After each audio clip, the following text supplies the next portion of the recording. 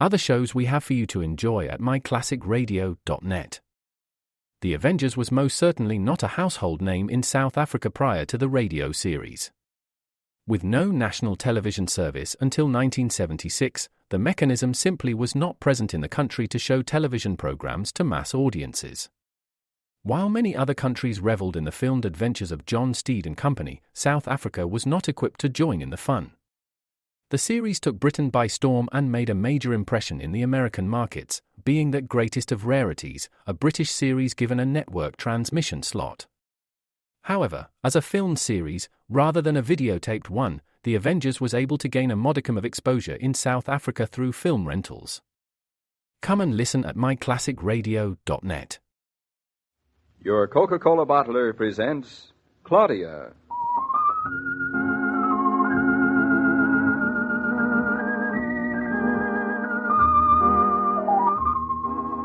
Claudia, based on the famous play and novels by Rose Franken.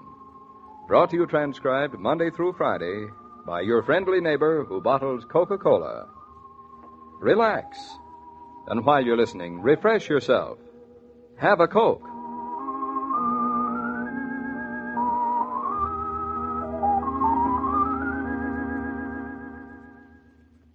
And now, Claudia.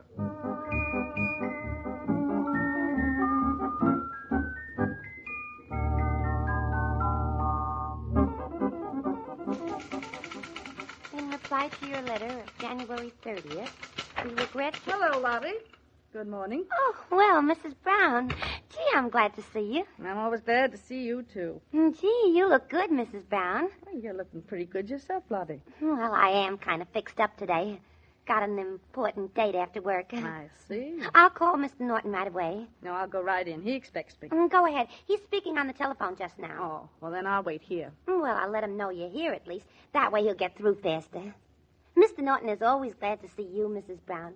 Not as if you were his mother-in-law at all.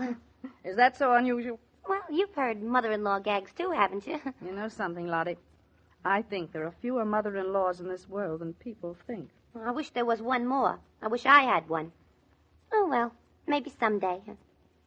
Is your daughter coming in today, too? I know nothing, Lottie, except that I received a message to be here at the office at 12:30. Oh, Mr. Norton must have called you direct. I didn't put no call in for him. Oh. I guess your daughter will be in.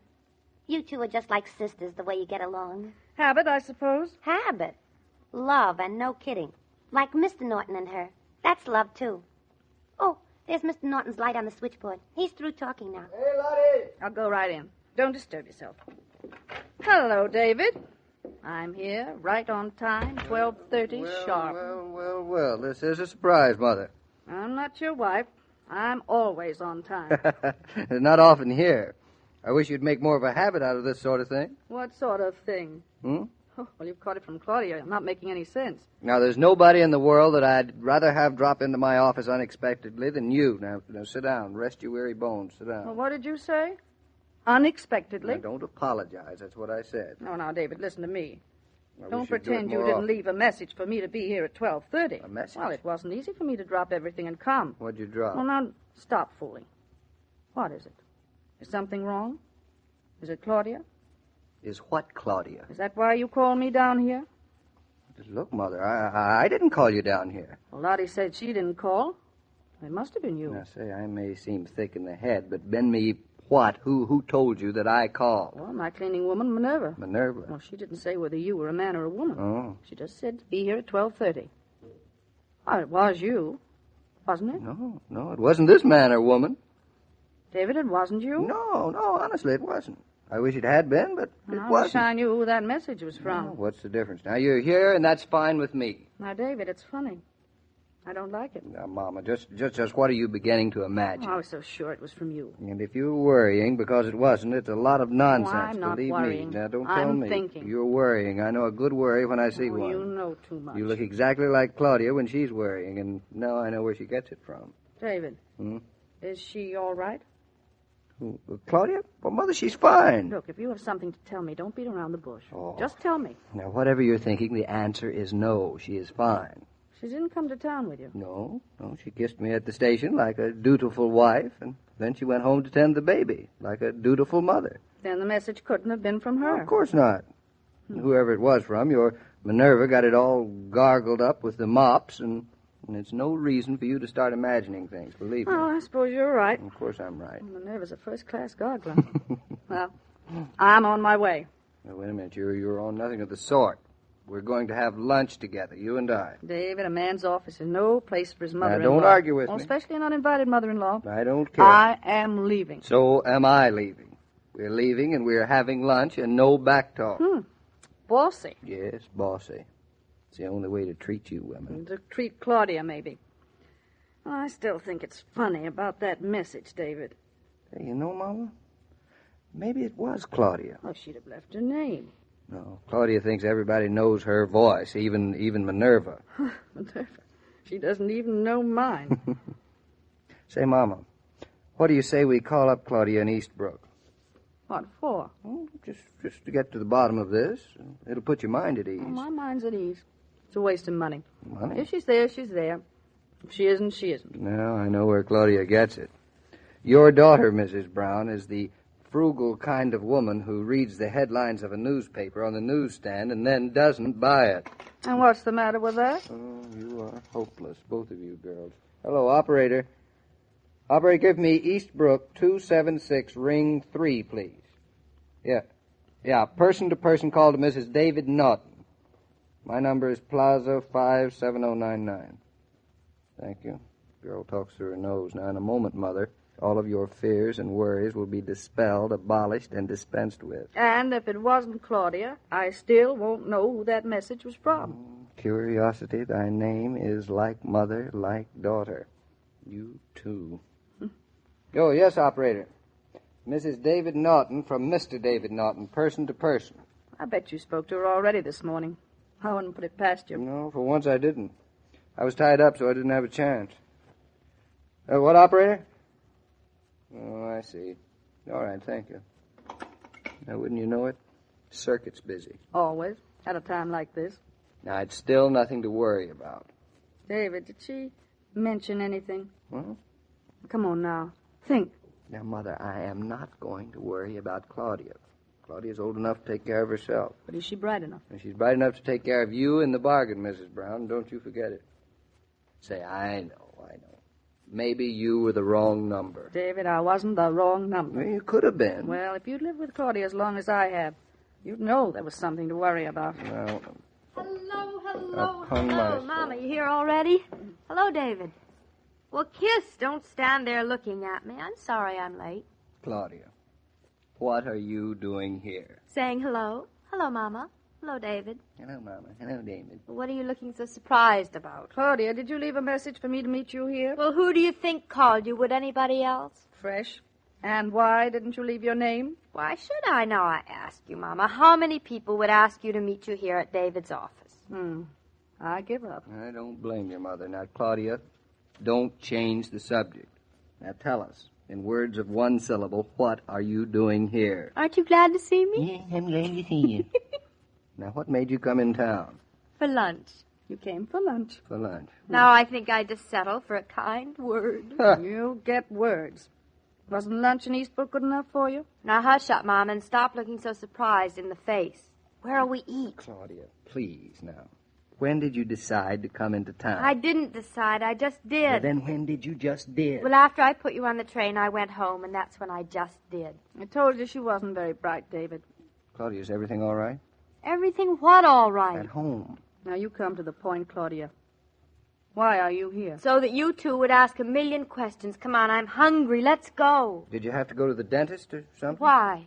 Do you have a toothache, David? Claudia, look, I'm trying to figure out, without any help from you whatsoever, why on earth you came into New York. I Now, tell told me. you to have lunch and to see my poor old mother. Oh, poor old mother, you. And I don't have to see the dentist. Well, just who do you have to see? Oh, do I have to see somebody?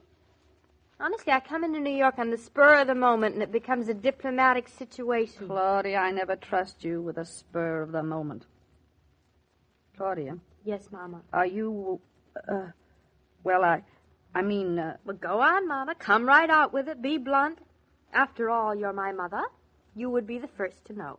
Go on. You heard her. You are her mother. Go ahead. Ask her anything. Then ask her, see what you get. I didn't get anything. Claudia, are you on your way to see the doctor? Me? A doctor?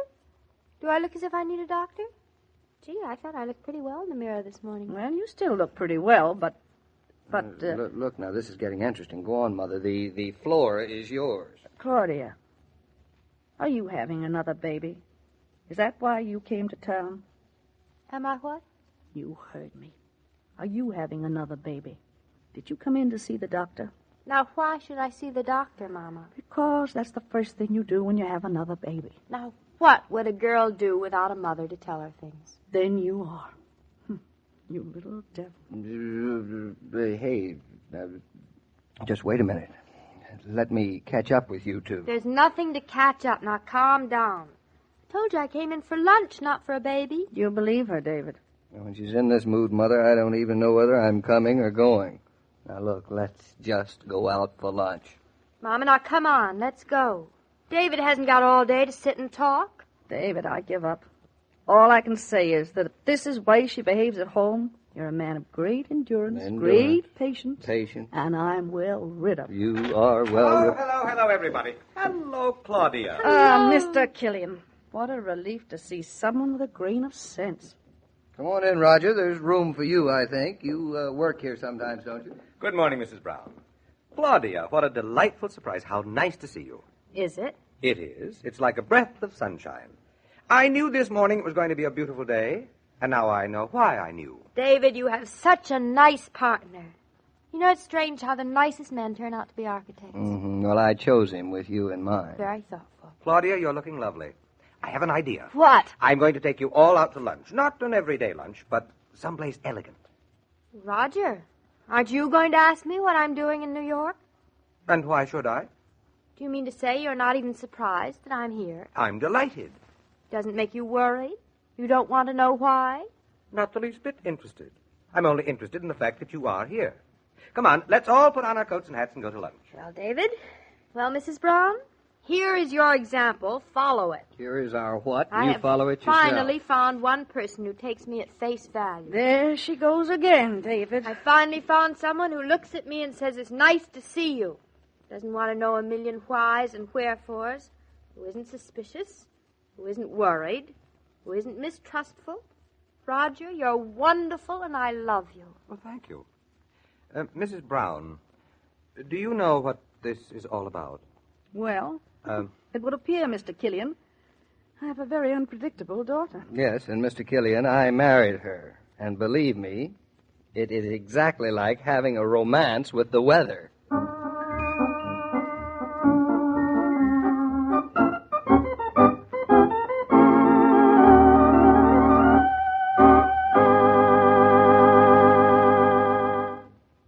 This broadcast of Claudia was supervised and directed by William Brown Maloney.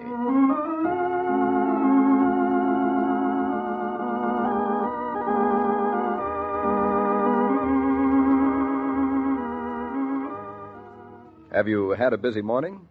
Are there still numerous chores ahead of you? This may sound paradoxical, but you'll probably get through faster if you slow down, reach for an ice-cold Coca-Cola, and relax a few minutes. For Coke brings the pause that refreshes. And when you work refreshed, you get more done in less time.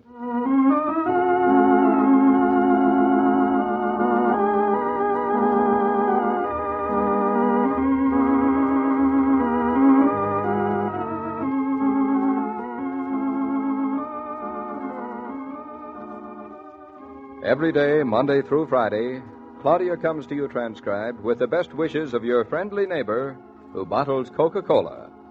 So listen again tomorrow at the same time.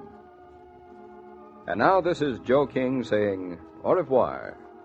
And remember, whoever you are, whatever you do, wherever you may be, when you think of refreshment, think of Coca-Cola. For Coca-Cola makes any pause the pause that refreshes.